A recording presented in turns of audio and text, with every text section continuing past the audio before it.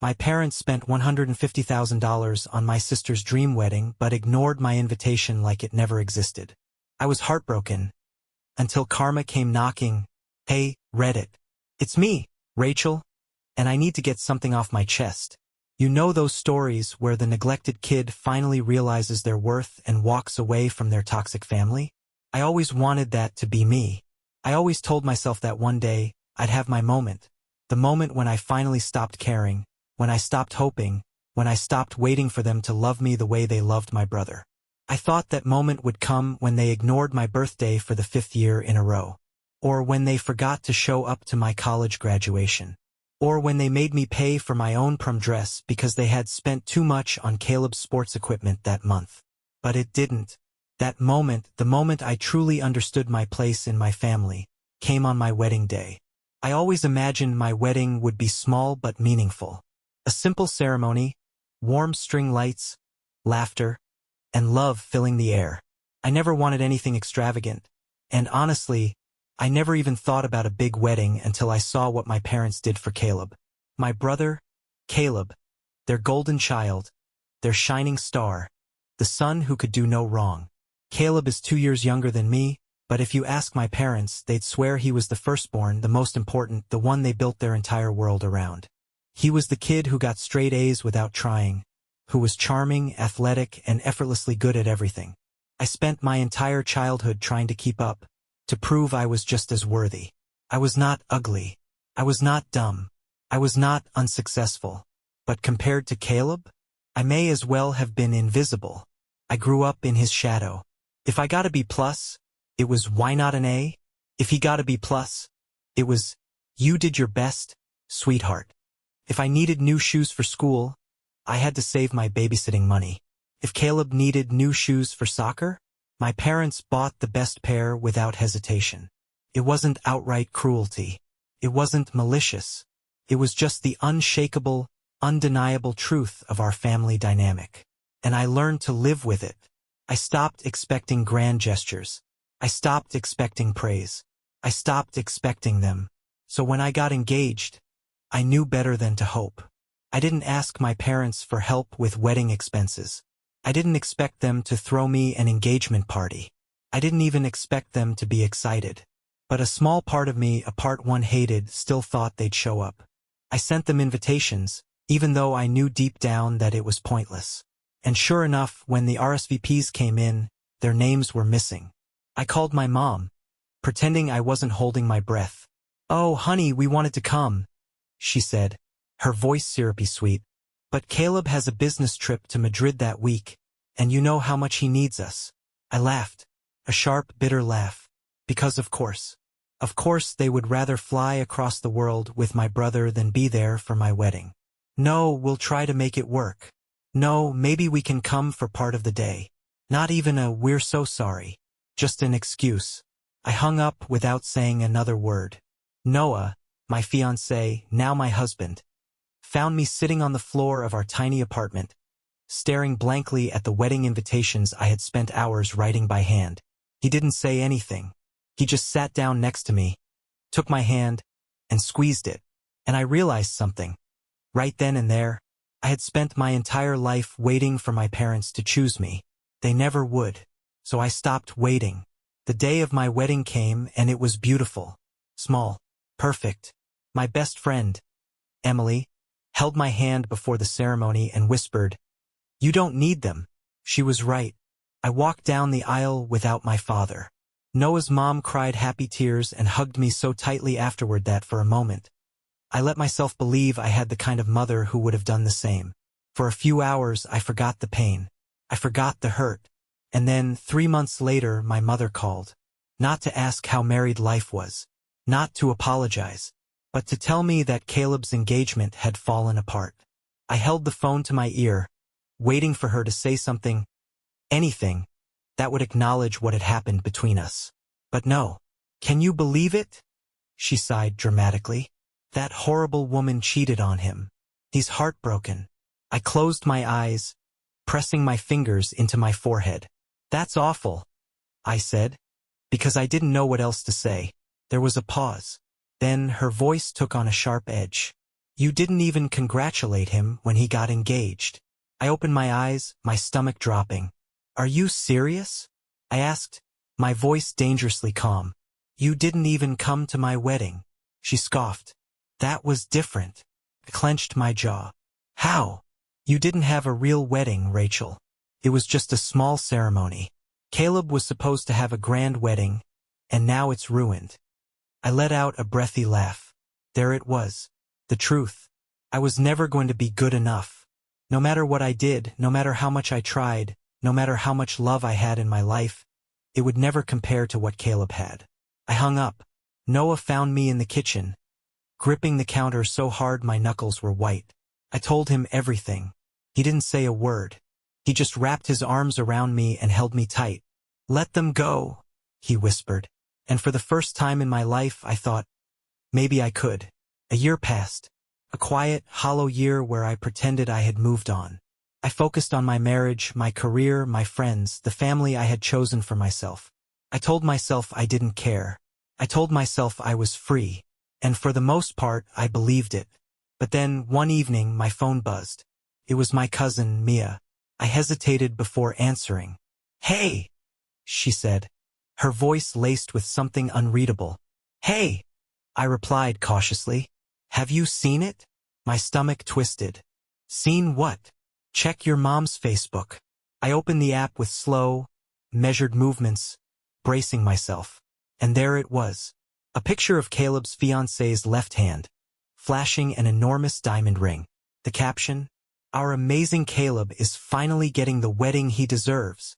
I stared at the screen, my vision tunneling. My fingers tightened around my phone. Mia sighed into the receiver. They're already bragging about how much they're spending. I forced my voice to stay steady. How much? Over $175,000.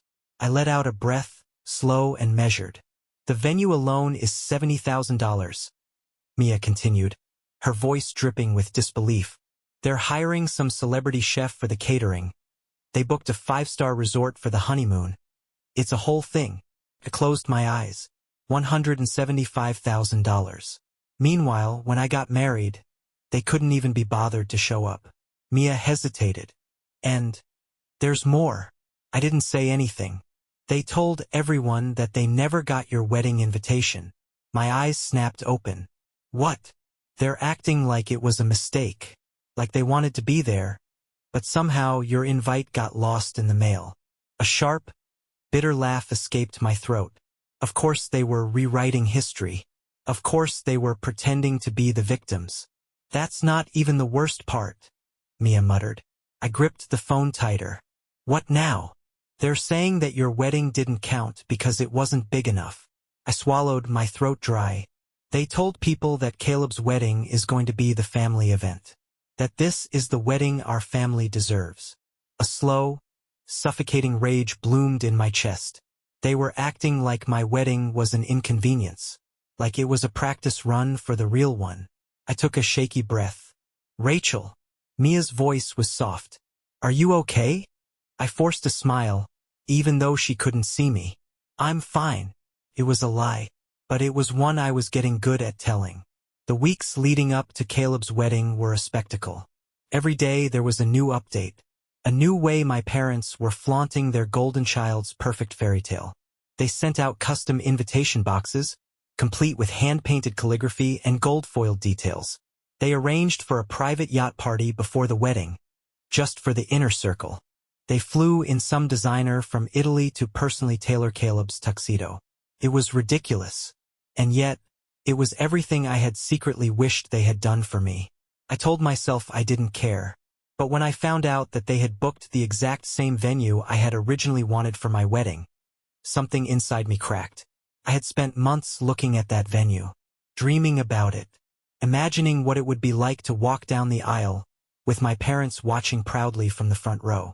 When I realized we couldn't afford it, I let the dream go. Meanwhile, my parents had just handed it to Caleb. Like it was nothing. Like I was nothing. And then, something I never expected happened. People started talking. Aunt Olivia, Uncle Ben, my cousin Mia, even family members I barely kept in touch with. They started asking questions. Wait, didn't they skip Rachel's wedding? Why are they acting like she never got married? Why are they pouring all this money into Caleb when they couldn't even be bothered to attend their daughter's wedding? The murmurs grew louder. Then one day Mia called again. You're not going to believe this. What now? There's drama. Big drama. I raised an eyebrow. What happened? Aunt Olivia posted something online, and now people are pissed. I opened Facebook, and there it was. A simple post. A wedding is about love and family. Ignoring one child's wedding while throwing a fortune at another's is shameful. Actions have consequences. No names. No specifics. But people knew. And the fallout was immediate. I watched as, one by one, distant relatives started quietly pulling out of Caleb's wedding. Some sent polite decline messages. Others were blunt. If you couldn't bother to show up for Rachel, why should we show up for Caleb? Family isn't a monarchy. We don't support favoritism. My parents were furious. And I, for the first time in my life, I felt seen. The calls started soon after. First, my mom left a voicemail, her tone sickly sweet. Rachel, honey, I feel like we haven't talked in so long. Let's do lunch. I deleted it. Then my dad called. Rachel, we're family. We need to put all this behind us. I ignored it. Then the guilt trips. Rachel, you're being immature. This is Caleb's moment, and you're ruining it. I rolled my eyes so hard I nearly gave myself a headache. They were scrambling. They were desperate. And for the first time in my life, I was winning. But the final straw? The moment I knew they had truly lost? It was when my mother showed up at my door. I opened it to find her standing there, arms crossed, an expression of forced patience on her face. Rachel, she said stiffly, we need to talk. I debated slamming the door in her face, but curiosity won out. I stepped aside, letting her in. She barely looked around, ignored the home Noah and I had built together, ignored the warmth, the life, the love we had created. Instead, she turned to face me, her expression a perfect blend of frustration and false concern. You need to fix this, she said. I let out a dry laugh. Fix what? The mess you made, she snapped. Because of you, people are turning against us. You humiliated us. I stared at her in disbelief. Humiliated you? I repeated. Or just finally made people see the truth? Her lips pressed into a thin line. It wasn't like that, she muttered. Then how was it? I challenged. You made us look bad, she hissed. I shook my head. No, Mom. You did that. Her face twisted with anger. You're making a mistake, she spat. I smiled. I don't think I am. And for the first time in my life, I meant it. My mother stood in my living room, her carefully composed mask slipping at the edges. I had seen this expression before, controlled, cold fury disguised as concern. She wasn't here to apologize. She was here to win. I crossed my arms, my heartbeat steady. Let's cut the act. What do you really want? Her lips tightened. Rachel, we're family. This situation has gotten out of hand. I raised an eyebrow. You mean the situation you created? Her nostrils flared, but she didn't take the bait. Instead, she let out a dramatic sigh, placing a hand on her chest like some tragic, wounded mother from a soap opera. I just don't understand why you're being so cruel to us, she said. Your father and I have always tried our best. I let out a sharp, humorless laugh. Your best. She blinked at me, like she genuinely couldn't understand why that was laughable. Tell me, Mom, I said, tilting my head. Did you try your best when you forgot my high school graduation? She opened her mouth, but I kept going. Or how about when you told me I needed to lose weight before I could start dating? I smiled all teeth. Oh, and let's not forget the time you literally told me Caleb's wedding was the one our family deserved. Her mouth snapped shut. We stared at each other in silence. And then, in the softest, most pitiful voice, she whispered, You're jealous of your brother. I felt something snap inside me. I had spent years pushing that feeling away, burying it deep, refusing to acknowledge that ugly, gnawing truth. I was jealous of Caleb. Not because of his money. Not because of his success. Because he had them. Because no matter how much I had achieved, no matter how hard I tried, I would never be the child they chose to love first. I took a slow, deep breath, the weight of that realization settling over me. Then I smiled. Maybe I am, I admitted, my voice steady. But I shouldn't have to be. She flinched. I stepped closer. You act like Caleb and I were competing for your love. But we weren't. I was just asking for basic decency. And you couldn't even give me that. Her eyes hardened. You're being dramatic. I laughed. Of course I am. That's the only way you ever pay attention. Isn't it? Her face twisted with anger. You don't understand, Rachel. You never tried to understand. We had to focus on Caleb. He needed us more. I shook my head. No, you just wanted to focus on him. She exhaled sharply. Rachel, enough. The wedding is in 2 weeks. And I need you to stop this childish rebellion. Your drama is ruining Caleb's big day. I felt my stomach turn. This wasn't about fixing anything. It was about controlling me. I took a step back, crossing my arms. So let me get this straight. I lifted a finger. You ignored my wedding. A second finger. You lied to everyone and said you never got the invite. The third. You told the whole family that Caleb's wedding was the one that actually mattered. Then I smiled. And now you want me to fix it? She held my gaze, her jaw set. Yes. A beat of silence. Then I shrugged. No. Her eyes widened. Rachel. I don't owe you that, I said simply. I don't owe you anything. Her expression shifted. She wasn't used to this, to me standing my ground. She had always been able to guilt me, to make me question myself. Not anymore. Leave, I said. Her face darkened. Rachel, I am your mother. I tilted my head. And, her nostrils flared. Then, without another word, she turned on her heel and stormed out. The moment the door slammed shut, I let out a breath I hadn't realized I was holding. I had just one. But deep down, I knew my mother didn't lose battles without a plan for revenge. And I was right, because 2 days later my brother Caleb called. And he wasn't happy. I was washing dishes when my phone rang. I saw Caleb's name on the screen and sighed. I hadn't spoken to him in months. He had never reached out, never congratulated me on my wedding, never once acknowledged what our parents had done. And now, suddenly, he had something to say? I debated ignoring it. But curiosity won out. I answered. What? A beat of silence. Then his voice sharp and clipped. What the hell is wrong with you? I pulled the phone away from my ear and blinked. Excuse me? You're ruining everything, Rachel. Do you even realize what you've done? I leaned against the counter, drying my hands with a towel. Why don't you enlighten me?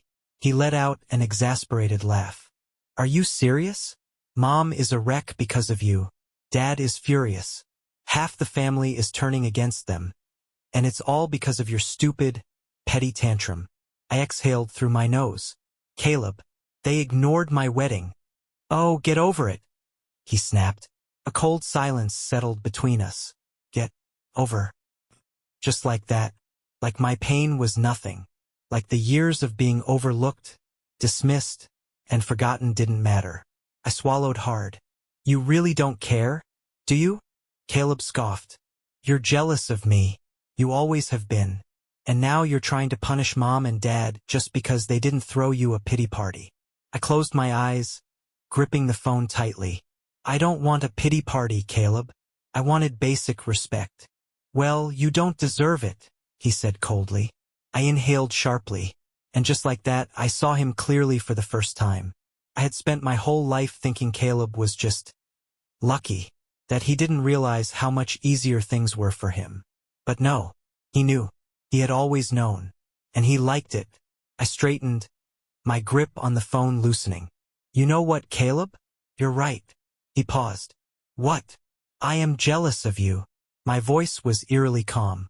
But not because of your money. Not because of your success. I'm jealous because you never once had to wonder if Mom and Dad loved you. Caleb didn't respond. I spent my entire life trying to earn what you were given freely, I said quietly. And you know what's funny? I don't even want it anymore. Caleb let out a humorless laugh. God, you're pathetic. I smiled. And you're alone. His breath hitched. You think Mom and Dad's love is worth something? I continued. Wait until you disappoint them. Wait until you mess up. Then you'll know what it feels like to be me. I hung up before he could respond. And for the first time in my life, I felt free. I stood there for a long time, staring at my phone, feeling nothing and everything all at once.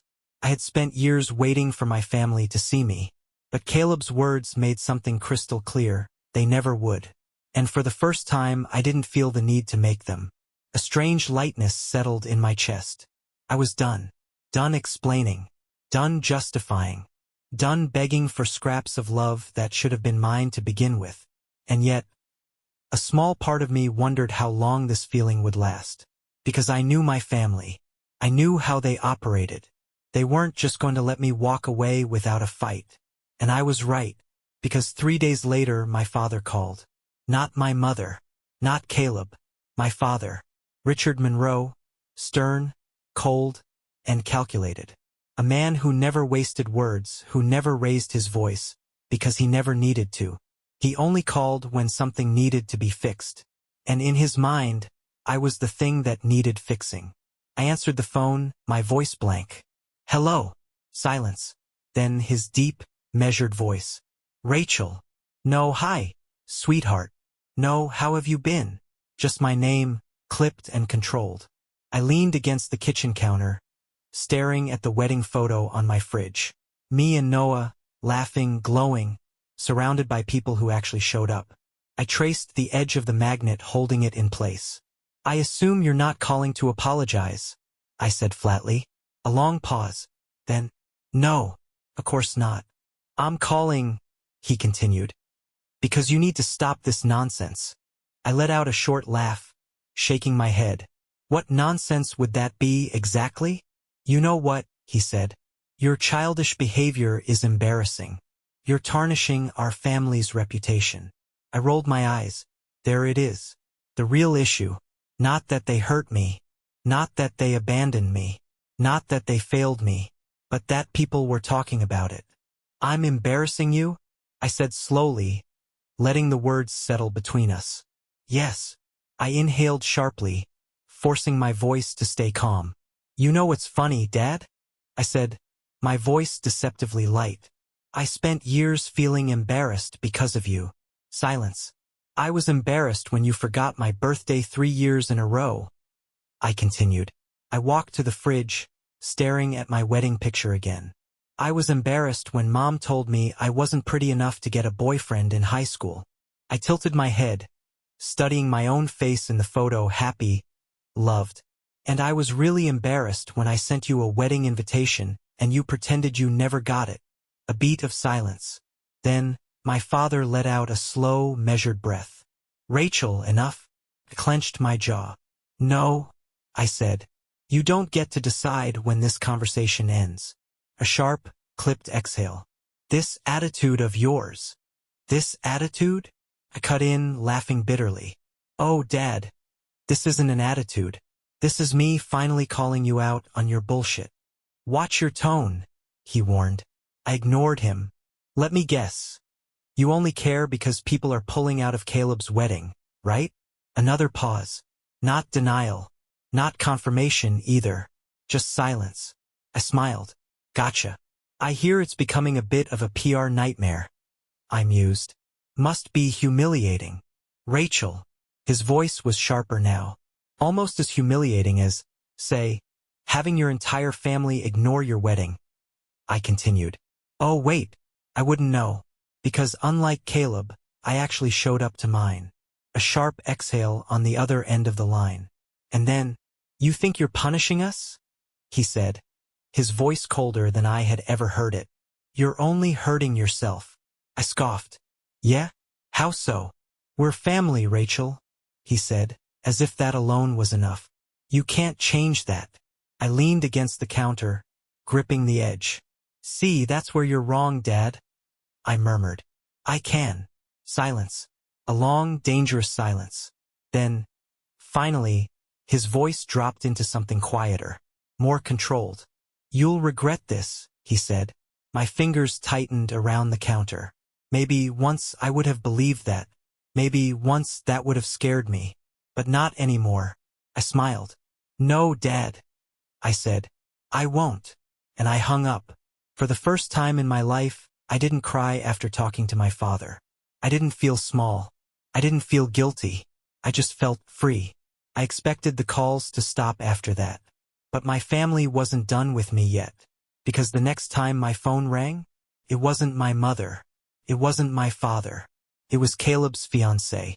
And that's when I knew this wasn't over. The next time my phone rang, it wasn't my mother calling to guilt-trip me. Nor was it my father demanding I fall back in line. Instead, it was an unfamiliar number. One I almost ignored until something deep in my gut told me to pick up. When I answered, a hesitant voice filtered through the speaker, soft yet laced with something sharp beneath the surface. "Rachel."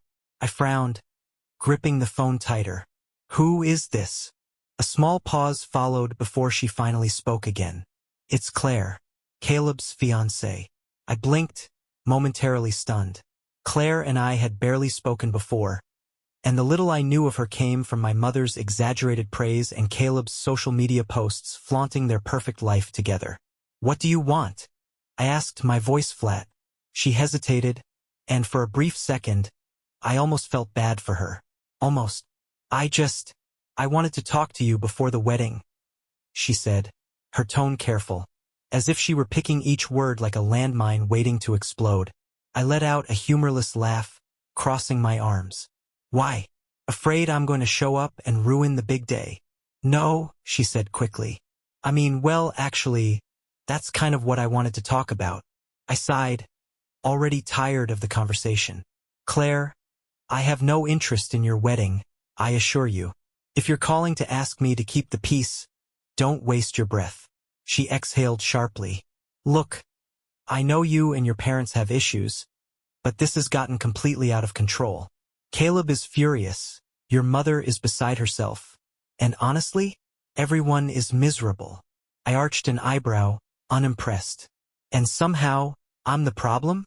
"That's not what I'm saying," she said quickly, her voice turning softer.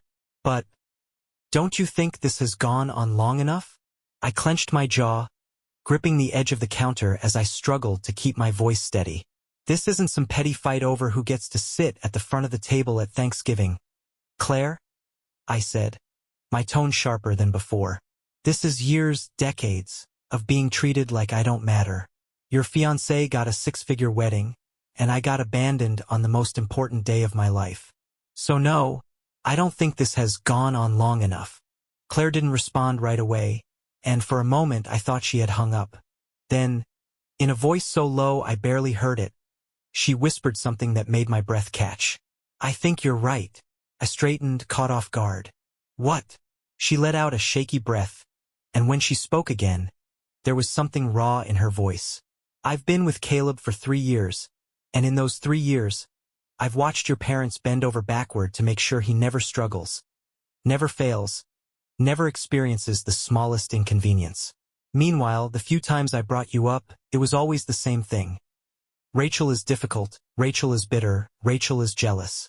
I stayed silent, unsure where this was going. "I believed them at first," she admitted, a note of regret slipping into her voice. "But then I started noticing things. The way your mother talks about you like you're some distant relative instead of her own daughter. The way your father never even mentions you unless someone else brings you up first. It was strange."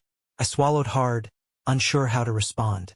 "And then," she continued, her voice growing bitter, "when the whole thing with the wedding happened, I couldn't stop thinking about it. If they could do that to their own daughter, what would stop them from doing the same to me one day?" My grip on the counter tightened. "So why are you telling me this?" Claire hesitated before exhaling deeply, as if she had made a decision she wasn't sure she'd regret.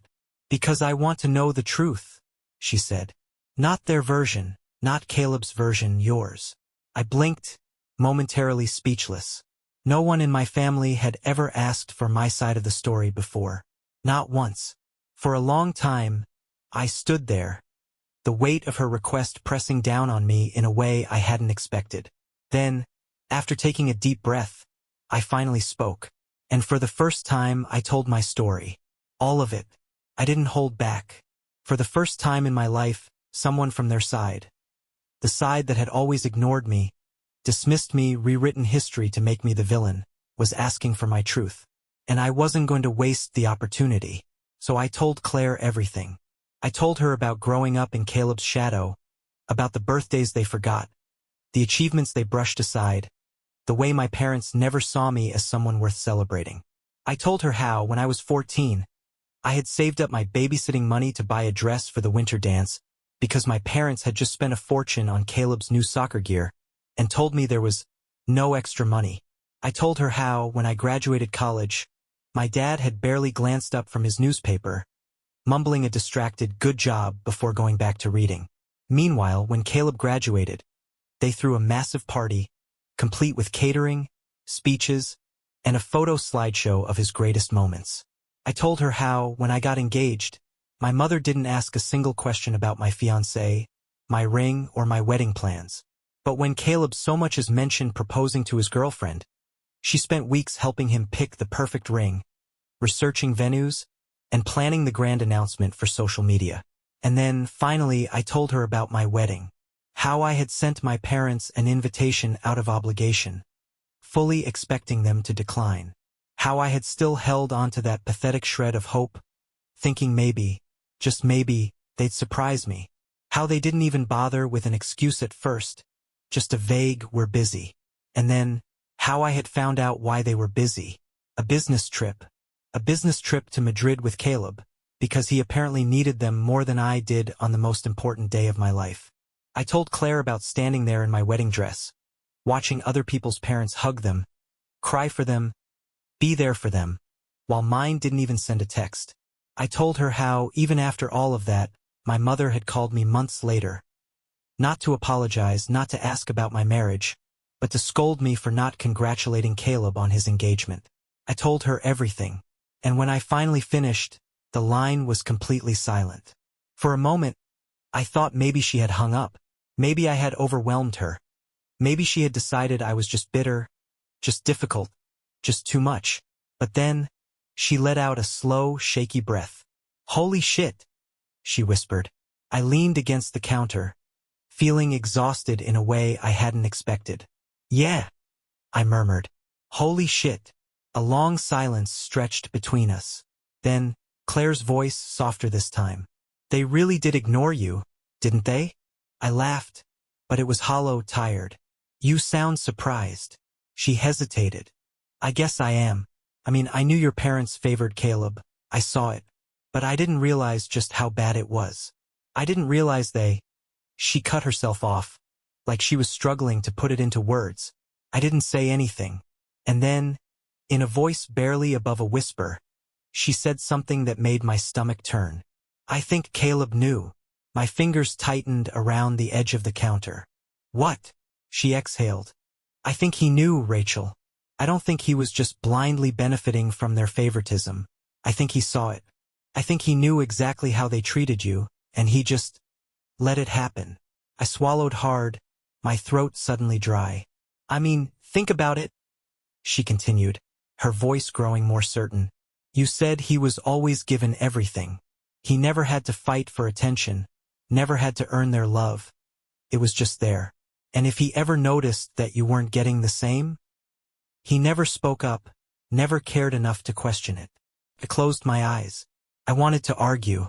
I wanted to say she was wrong, but she wasn't. Because the truth was, I had always told myself that Caleb was just lucky, that he was handed everything on a silver platter and simply never noticed how much I was struggling in comparison. But deep down, I had always known. He saw it. He knew. And he had been perfectly okay with it. Claire sighed. "Look, I know this is a lot, and I know you probably don't care what I think, but I'm sorry. I'm sorry for how they treated you. I'm sorry for how Caleb treated you." I opened my eyes, staring blankly at the fridge in front of me. "I don't need your apology, Claire," I said, my voice steady. "You weren't the problem." She exhaled softly, as if she had been expecting me to say that. I know, but still. I didn't respond. Then, after a long pause, she spoke again. Rachel, can I ask you something? I hesitated. Yeah. Another breath. Then, finally, do you think I'm making a mistake by marrying him? I stiffened. That was not what I had been expecting. I swallowed, gripping the phone tighter. Claire, I just... She cut herself off, her voice unsteady. I keep thinking about what you said, about how your parents treat Caleb like he's perfect, how they've never let him struggle, never let him face consequences. And it just makes me wonder, what happens if I disappoint him? My heart pounded in my chest. What happens if I don't live up to his expectations? She continued, her voice growing more anxious. What happens if I stop being the perfect, supportive fiancé and suddenly I'm the one who needs support? If his parents have never told him no, if they've never held him accountable for anything, what's going to happen to me when I'm the one who lets him down? I pressed my lips together, choosing my next words carefully. Claire, I said finally, my voice quieter now. I can't tell you what to do, but I can tell you this. When someone shows you who they are, believe them. She didn't respond right away. And then, in a voice barely above a whisper, she said, I think I already know the answer. My chest tightened. She let out a slow breath, like she was steadying herself. I need to go. But, Rachel, thank you for telling me the truth. And then she hung up. I lowered the phone from my ear, my mind racing. I didn't know what she was going to do, but I did know one thing. If Claire did leave Caleb, my parents would never forgive me. And something told me that this family war was only just beginning. For the next few days, I kept checking my phone, half expecting another call from Claire. But it never came. I told myself it wasn't my problem, that whatever she decided to do was her decision, her life. But no matter how much I tried to push it aside, I couldn't shake the feeling that something was coming. And I was right, because 5 days after our conversation, my mother showed up at my house. I didn't see her car pull in. 1 second, I was making coffee in my kitchen, and the next, there was a loud, furious knock at the door. I sighed, already knowing who it was. I took my time walking to the door, my heartbeat steady, my expression blank.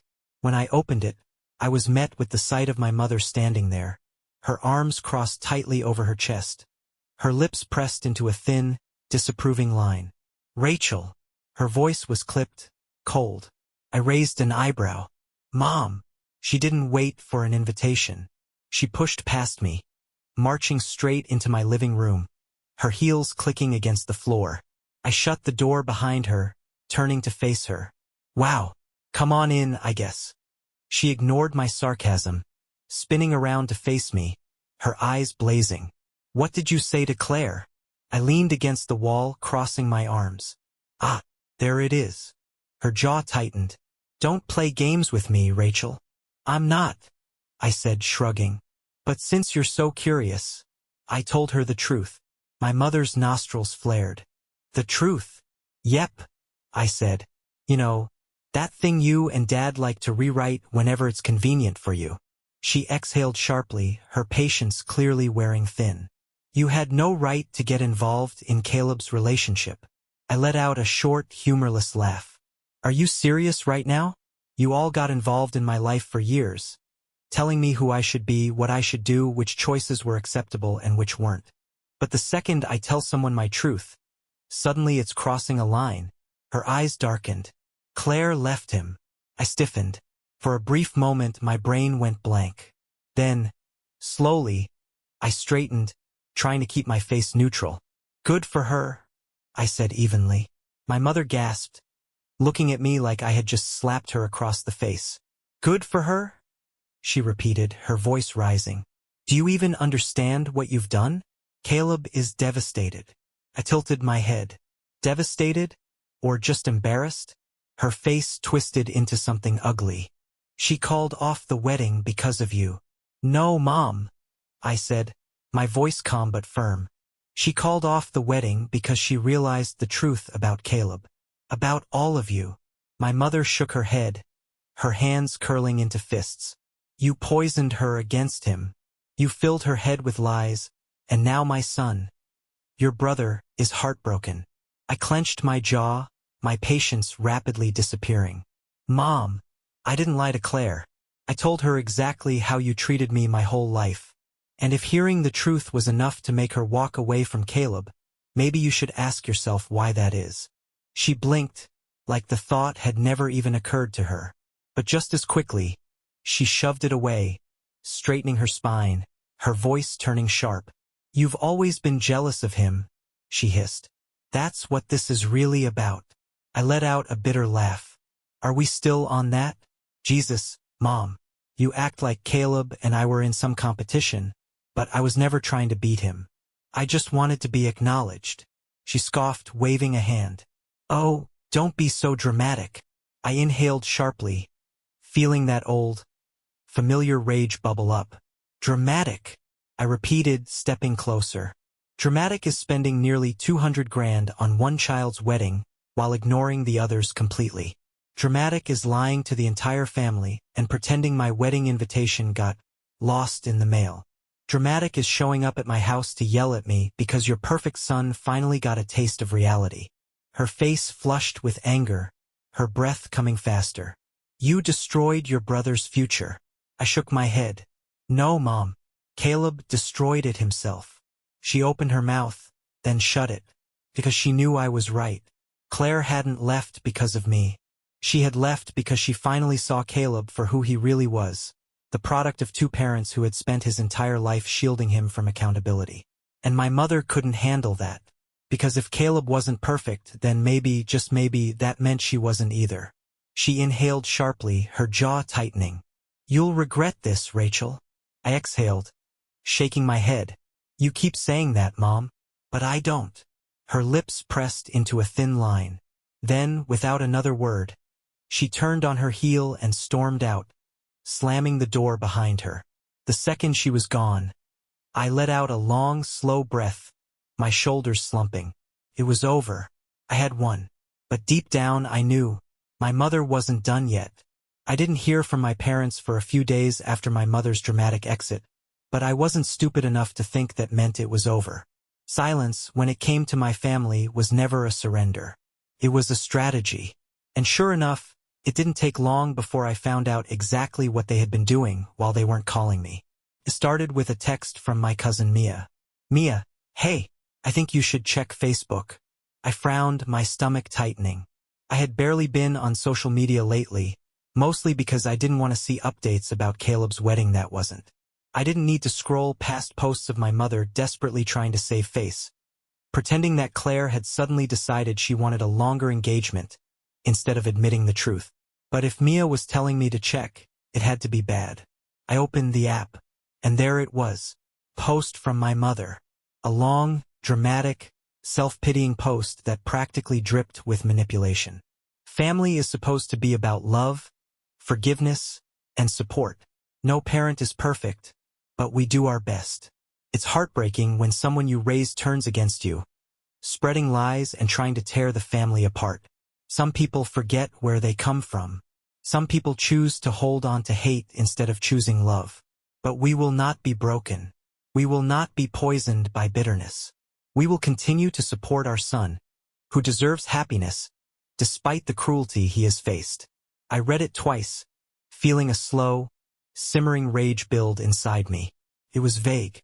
There were no names, but everyone knew who she was talking about.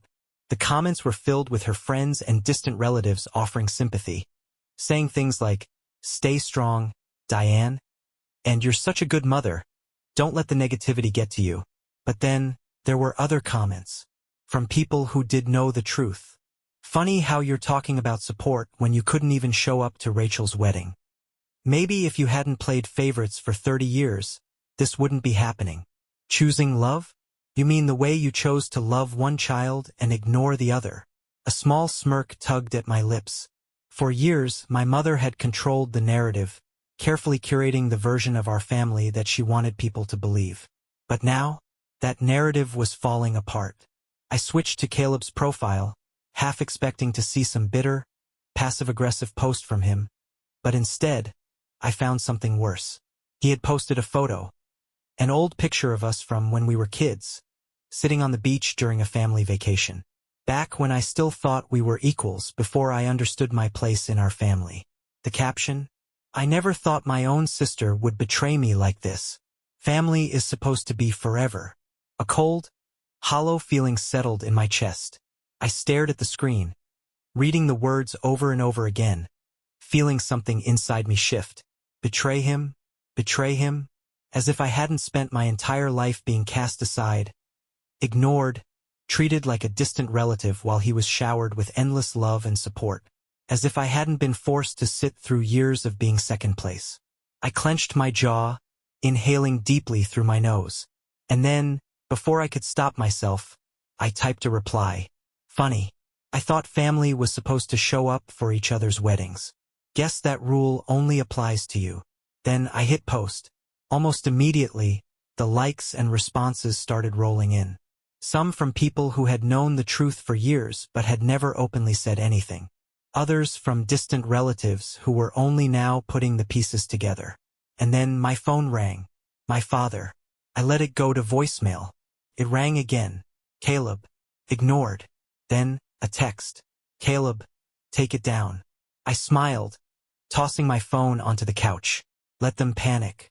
For the first time in my life, I wasn't the one being controlled.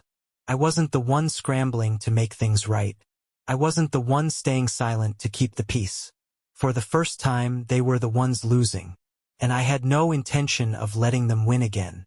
It didn't take long for the real fallout to begin. For years, my parents had controlled the way people saw our family.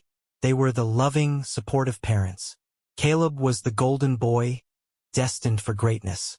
And me? I was barely a footnote. If I existed in their stories at all, I was nothing more than the difficult daughter, the one who was always complaining, always jealous, always too much. But now people were seeing the cracks. And my parents hated it. The next morning, I woke up to a string of missed calls and texts. Dad, enough. Take the post down. Mom, Rachel, this is humiliating. Why are you doing this to us? Caleb, congratulations. You've completely ruined my life. Hope you're happy. I let out a slow breath, shaking my head as I scrolled through the messages. They still didn't get it. They still thought I was the problem. Not their actions. Not the years of neglect. Not the blatant favoritism that had pushed me to the sidelines my entire life.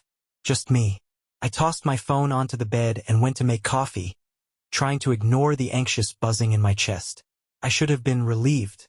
I had spent my entire life wanting them to acknowledge what they had done, and now they were finally being called out for it.